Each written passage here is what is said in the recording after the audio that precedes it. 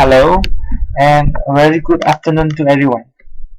Today I would like to present my comparative literature seminar 1.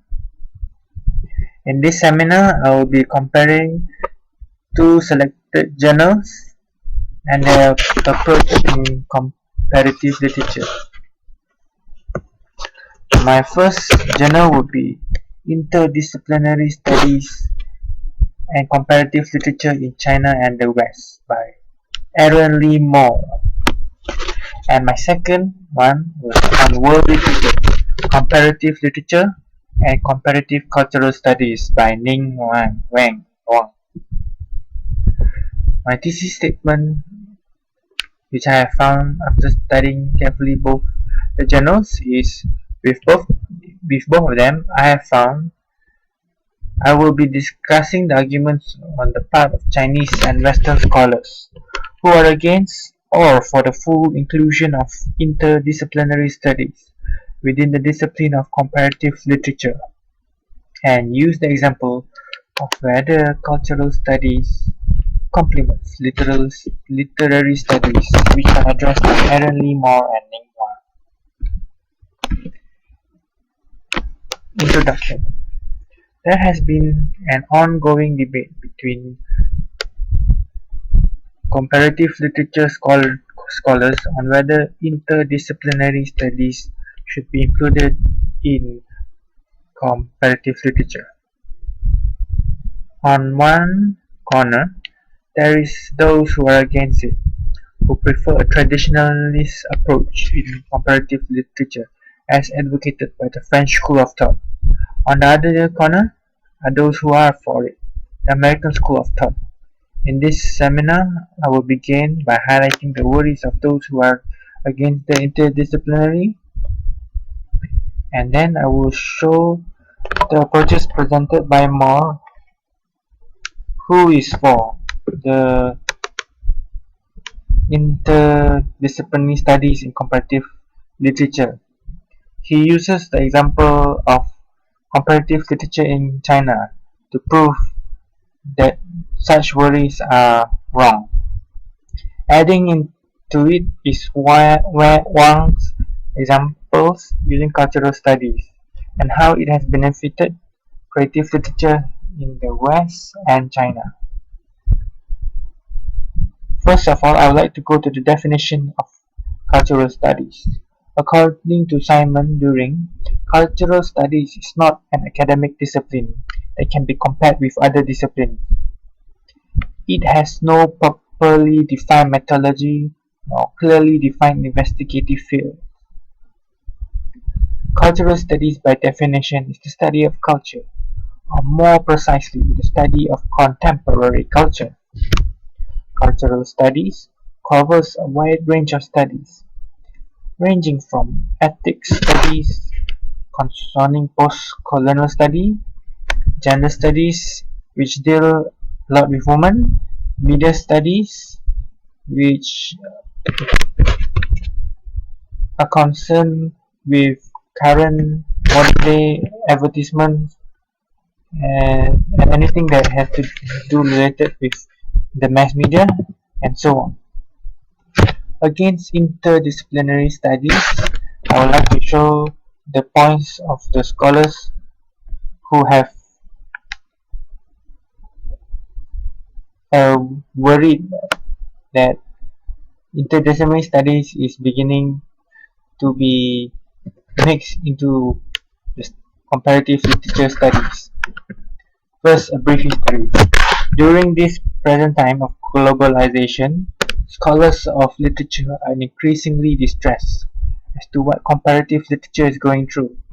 With the borders of literary studies ever increasing, the number of scholars doing literary studies has increased too, but many are doing it differently, as opposed to the traditional elitist way. The scholars from this domain of pure literary studies, which have taken the approach of the French school, do not further the studies of comparative literature with other disciplines. They are alarmed that the popularity of such methodology is decreasing in many university courses at an at, a fast alarming rate. This phenomenon has often been blamed on cultural studies because of the view of it being an impure interdisciplinary field that focuses on the study of contemporary popular culture and non-canonical cultural products. Therefore, it is considered as opposed to literary studies, even more so in comparative literature studies in its French school Eurocentric version. As the argument goes, many decades ago, comparative literature scholars had to master many languages and have a deep literary knowledge, but in the age of digitization and globalization, students and young scholars prefer to refer to translated electronic texts that go to the library to view the original text. As such, China's take on the integration of cultural studies into comparative literature is that of resistance as it once was decades ago in US American comparative literature. There, there is the main reason,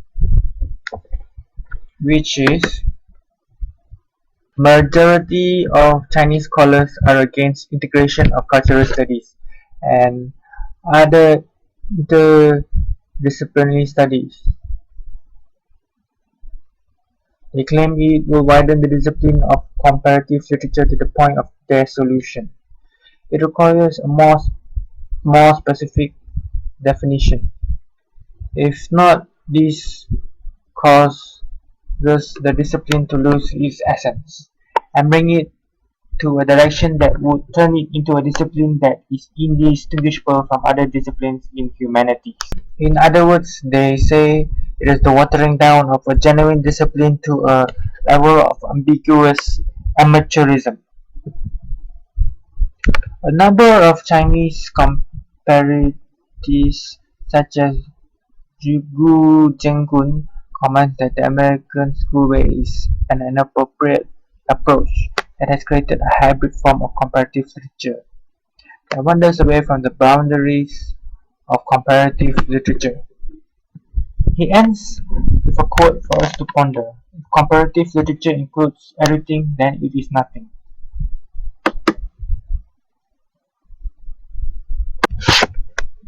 But is this definition really true? So now we will go to those who are for interdisciplinary studies. I will quote from more. According to him, the study of literature by necessity must always cross disciplinary boundaries, and the argument that interdisciplinary studies often leads to amateurism is indefensible. Referring to Moore, comparatists that are doing literary studies are very well aware that such studies cannot be said to be properly done if it is not touched upon cultural and ideological issues. No literary scholar can say that they have studied one individual national literature without making reference to other literatures, as cultural and literary characteristics are associated with regional and even worldwide trends. Comparatists, even with the likes of Goethe and Welleck, who mastered many languages, have to depend on translations from time to time, as it is impossible to study all the world's masterpieces in their original tongue. Wang stated that cultural studies contributes to literary studies greatly, positively impacting the discipline of comparative literature and literatures in new ways. He mentions how some of the Anglo-American comparatists practice cultural criticism by applying it in both dialogues of literary and cultural studies, creating a connection between the two. Besides that, numerous fields from comparative literature have benefited greatly because of cultural studies. During the 1960s and 1970s, interdisciplinary studies in the field of literary studies began to thrive, especially in America. This was due to the fact that there was a great social upheaval and transformation in US American scholarship, which affected the discipline to undergo dramatic changes. New literary theories were being advocated, such as Marxism and feminism, added with an increasing trend to multiculturalism and the expansion of the Western canon. Since then, interdisciplinary studies as its own distinct field appear to be thriving both in the graduate and undergraduate levels. This caused practitioners of comparative literature to worry about the survival of comparative literature. Such fears were unfounded, as the present scholarship survives and flourishes, with plenty of funding, far from any danger of dissolution. In fact, literary theory and cultural studies have instead enriched the discipline. As such, with the interdisciplinary has become a permanent component of Western comparative literature. By observing the history of the study of English, traditional comparatists should rest assured that the interdisciplinary is nothing to be afraid of. In fact, the discipline of comparative literature has profoundly expanded through insertion of cultural elements from cultural studies, with an ever-increasing number of scholars analyzing literary works from their own point of view. This therefore makes literature by traditional definition no longer pure. The fact is, many theological issues discussed in present-day cultural studies are derived from literary studies. As such, there is no reason to insist that cultural studies should be excluded from comparative literature. In China itself, advocates of the American school such as Lin Yutang state ancient Chinese philosophical literature, particularly that of Confucius, focused mainly on politics and ethics. Chinese literature is especially collaborative and complementary in connection to other arts.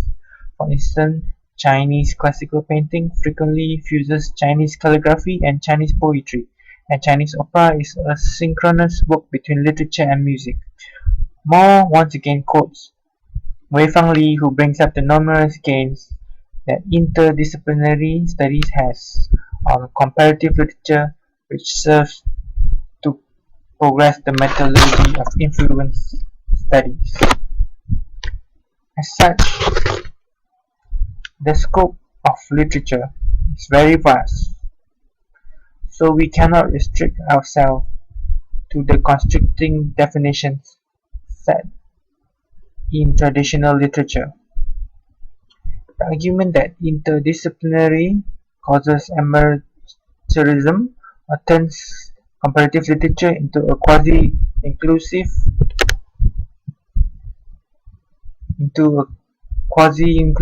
as the French school claims, is unfounded. I further add that amateurism exists across all disciplines of academia and is not specific to interdisciplinary study. In conclusion, comparative literature studies should be practiced in an interdisciplinary way, as advocated by the American School of Thought. Interdisciplinary studies in comparative literature has benefited the discipline by allowing us to engage in new areas of investigation. This is importantly so, as we are now going into a present age of global digitalization.